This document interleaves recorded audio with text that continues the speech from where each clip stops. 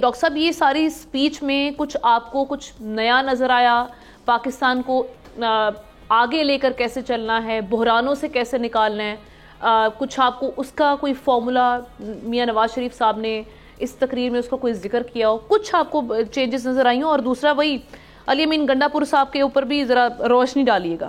पहला टॉपिक तो मैं उठाता हूं जो बहुत ही इम्पोर्टेंट है, और वो है पाकिस्तान आज 28 माशाल्लाह 28 मई को पाकिस्तान जो है न्यूक्लियर पावर बना। देखिए, पाकिस्तान जो है वो न्यूक्लियर पावर बना, इससे बड़ा अहम कोई इशू नहीं है इस वक्त। ये जो सब इशू रोना धोना ये सब सियासी खेल है। इसमें भी सियासी खेल खेला गया है कि भारत ने पहला एटमी धमाका 18 मई 1974 को किया। पाकिस्तान के जफरुल्लाह साहब जो हैं उन्होंने 1953 में कह दिया था कि हम एटमी प्रोग्राम एटमी धमाका नहीं करेंगे, लेकिन उसके बाद पाकिस्तान जो है वो 62-63 में न्यूक्लियर की तलाश में निकल गया, यानी यूरेनियम के। और फिर 65 में जब इंटेलिजेंस ने बताया कि जी भारत जो है वो न्यूक्लियर बम बनाने जा रहा है, तो फिर पाकिस्तान 1965 में पाकिस्तान ने इसके ऊपर काम किया। 72 में कनाडा से जो सिविलियर आपके न्यूक्लियर आपका वो था वो लिया गया, लेकिन क्योंकि फिर पाकिस्तान 2 लाख हो गया, ये मामला चला गया। फिर 1974 में धमाका कर दिया। 18 मई को भारत ने पहला धमाका, और उसके खालिक थे साइंसदान होमी जहांगीर बाहा। हम जानते हैं कि सिर्फ कौन जिसने 1974 में भारत का जो मोहसिन था, बहुत बड़ा उसका जो है वो क्रेडिट जाता है, भारत ने उसको बहुत उजागर किया, वो था होमी जहांगीर बाहा। उस वक्त कौन मिनिस्टर था, कौन प्राइम मिनिस्टर था, कौन आर्मी चीफ था, कुछ नहीं पता, अंदर जाके पढ़े तो मिलता है।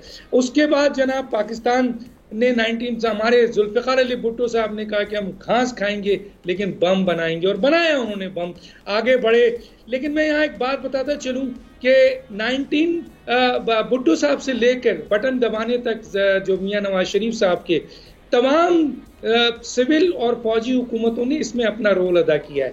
लेकिन जो असल जो हीरो है वो डॉक्टर कदीर खान है, और डॉक्टर कदीर खान के साथ वो इनविजिबल लोग हैं जिनका जिक्र शायद बहुत सारे लोग नहीं जानते हैं। मैं एक का नाम यहाँ पे कोट कर देता हूँ, अगर कोई हिस्ट्री के लिए पढ़े तो उसको पता होगा, सेठ आबिद, जो बड़ा काम किया था। लेकिन मुझे आज बहुत अफसोस से कहना पड़ता है कि पाकिस्तान के यौम तकबीर पे छुट्टी का ऐलान तो किया गया, लेकिन बड़े बड़े इश्तहारात मैंने देखे, उसमें जुल्फ़िकार अली भुट्टो साहब की तस्वीर थी, उसमें नवाज शरीफ साहब की तस्वीर थी, उसमें वज़ीर आज़म की तस्वीर थी।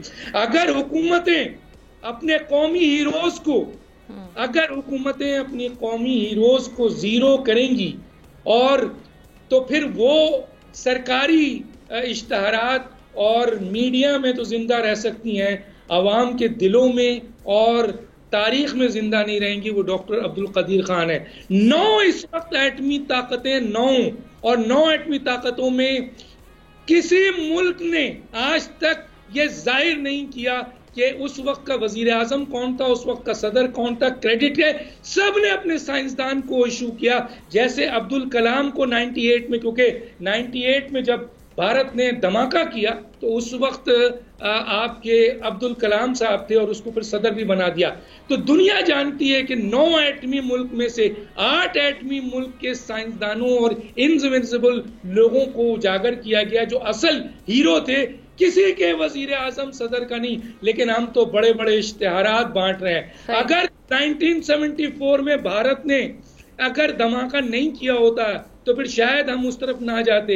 अगर मैं भी वजीर आजम होता, लगारी साहब भी होते, या कोई और होता, तो उसको ये सोचना पड़ता। और 98 में जब भारत ने 2-3 और फिर 2 धमाका तीसरे दिन किया, तो फिर मैं वजीर आजम होता तो फिर मुझे बटन दबाना ही पड़ता। लेकिन सवाल ये पैदा होता है कि हम अपने कौमी हीरोज को इस तरीके से जाया करते हैं, दुनिया में नहीं है। दूसरी बात आपने नवाज शरीफ साहब की है, क्योंकि बहुत सारी बातें कर दी हैं, मैंने यही कहा है कि मुश्किल हो जाती है।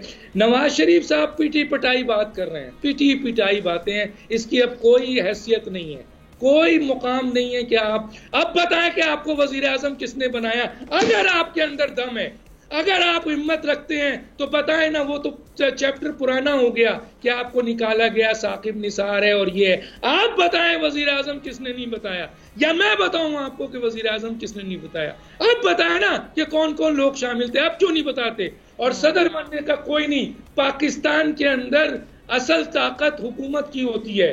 Party under the government under the party नहीं होती है, पार्टी अंडर द गवर्नमेंट होती है। जो वजीर आजम है वही ताकतवर है। आप बन जाए सदर, आप बिल्कुल माइनस हो चुके थे, आप खत्म हो चुके थे, आप दोबारा पार्टी के अंदर आए। क्या आप समझते हैं कि आप सदर बन जाएंगे तो कोई बहुत बड़ा कारनामा हो जाएगा? नहीं, पीएमएलएन के अंदर इस वक्त जो ताकत है, अगर सही मायनों में, बल्कि किसी भी सियासी जमात के अंदर, याद रखिएगा जो वज़ीर आज़म होता है वो पावरफुल होता है, क्योंकि पास हर आदमी उस तरफ भागता है। कोई एक एमएनए की हैसियत नहीं है, एक मिनिस्टर कई लीडर्स को जो है वो साइड कर देता है। बहरहाल कोई बहुत से टॉपिक्स थे, मैं बात नहीं। सब्सक्राइब करें और बेल दबाएं ताकि कोई खबर रह न जाए।